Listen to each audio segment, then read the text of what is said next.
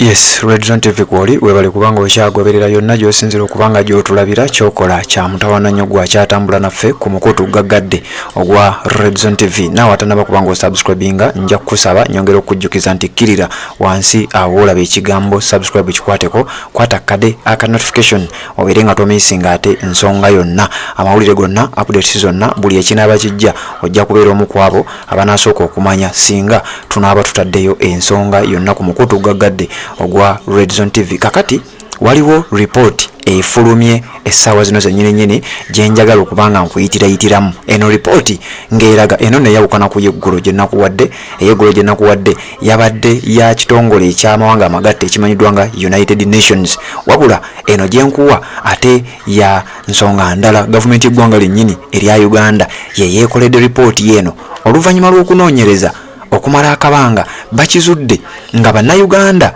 ebitundu 78 ku buli 100 nga tebaagala kumanya bya gavumenti. Wano nno njagala osimbewo nnyo essira njagala olowoozeewo nnyo. Ebitundu 78 eby'abannayuganda bizuuliddwa nga tebaagala gavumenti eriko. Ekyo kiba kitegeeza ki?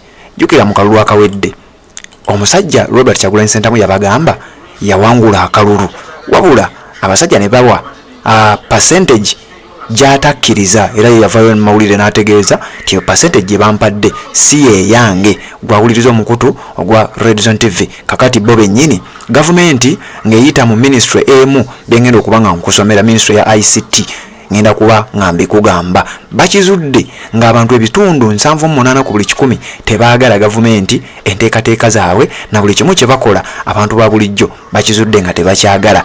Kkiriza mbeere nga ate nkuwa lipooti eno mbujjuvu nga gwatanaba kubanga osubscribinga nga naawe bw'osubscribinga genda mu comment section nteeramu obubaka mbuulira wa w'osinzira okubanga ogoberera, era osobola n'okunteeramu ku nsonga eno yennyini gw'oyimiriddewa. Gavumenti ekunyumira, gavumenti togyagala. Bino byonna nga bigenda mu maaso njagala okukuwa lipooti eno mbujjuvu bweti bwetambula, wabula nga sinaba kubanga njikuwa kkiriza nsooke mpiseewo akalango kano nzije tubeere nga tweyongerayo.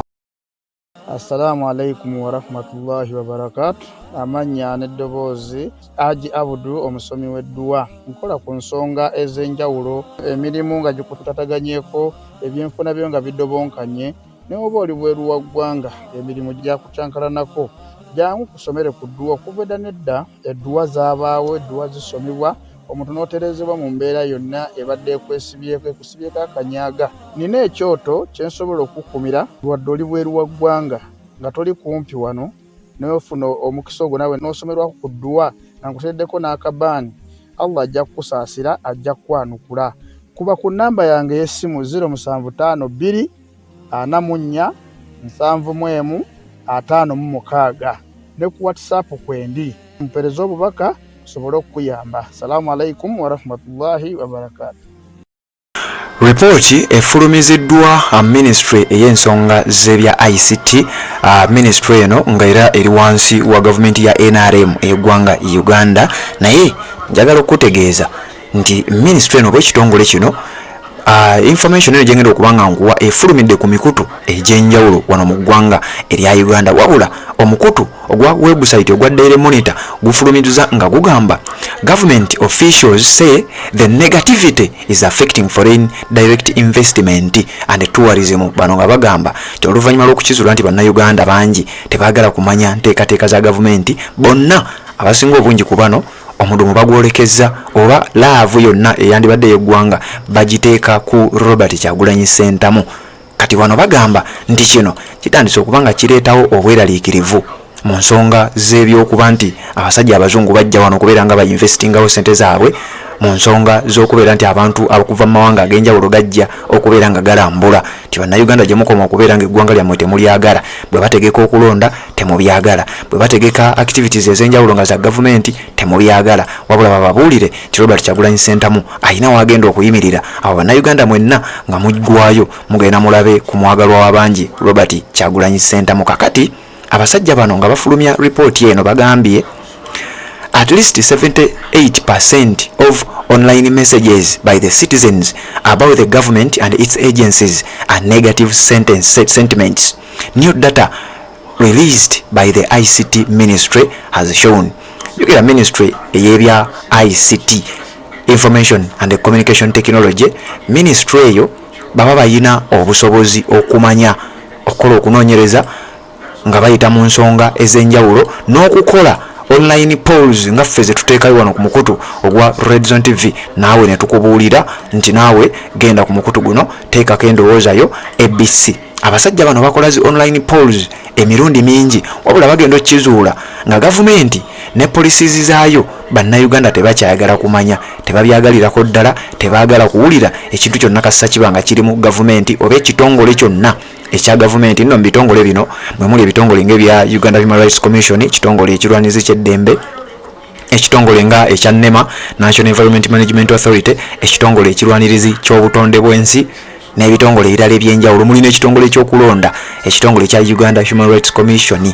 Bano nga bagamba nti okusinziira ku information gye bakuŋŋaanyiza bakizudde nti bannayuganda gavumenti eriko n'enteekateeka zaayo n'ebitongole byayo abantu ebitundu 78 ku buli 100 bagamba enteekateeka za gavumenti y'eggwanga Uganda zibawunyira ziizi.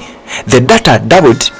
Government communications snapshot released in Kampala on Friday shows that only 12% of citizens' online messages about the government and positive, a situation that Colonel Edith Nakalema, the head of the State House Investors Protectorate Unit, said scares away potential investors.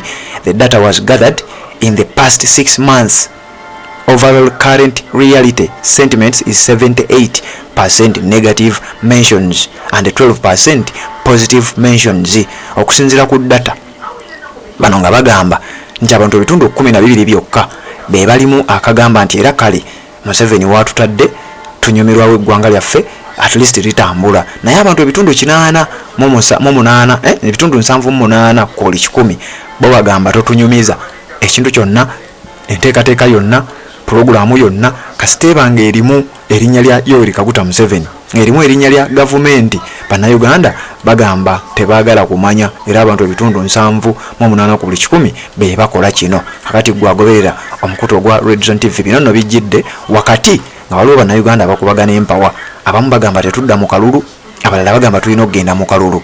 Abamu bagamba tebitukwatako, abalala bagamba bitukwatako naye tetumanyi kiddako. Kati neno report wefulumidde gwe munange agoberera omukutu ogwa Red Zone TV. Era wano nga bagamba okusinziira ku Amina Zawedde, ono nga ye permanent secretary owa ministry ya ICT, ono yagamba nti twetaaga okubanga tutegeera ddala kiki ekiyinza okubanga kireetera bannayuganda okukyawa gavumenti okutuuka ku ssalino, nga newe tutegeka enteekateeka yonna bannayuganda tebaagala kumanya. Wabula ate Robert Kyagulanyi Ssentamu newe abagamba bugambi nti ngenda kuyitakawo just kubabuuzaako, bannayuganda nga bayaayaana. Ekintu kino tulina okisalira amagezi, ensonga tulina okugigonjoola tulabe nga bannayuganda baddamu okwagala gavumenti eri mu buyinza.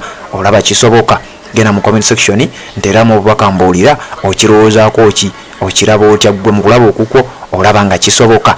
Bw'omala ojje obeere ng'ate osubscribinga gwe atanaba kuba nga osubscribinga, twongere okugenda mu maaso n'okuba nga tukutuusaako ensonga nga bwe zigenda okuba ng'ate zitambula. Bwe bali kuba nga okyagoberera kkiriza tuwuliziganye mu updates eziddako.